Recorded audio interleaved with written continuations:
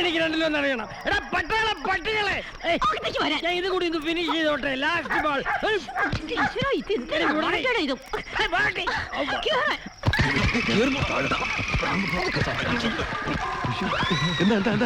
നുഴഞ്ഞേറാൻ പഠിപ്പിക്കരുത്. നുഴഞ്ഞേറാൻ ഇങ്ങേർക്ക് ഇത് എന്തിന്റെ കേടാണ്? ആകാശത്ത് കൂടി പോണ വെടിയുണ്ട കോണി വെച്ച് കയറി കൊണ്ടോളും.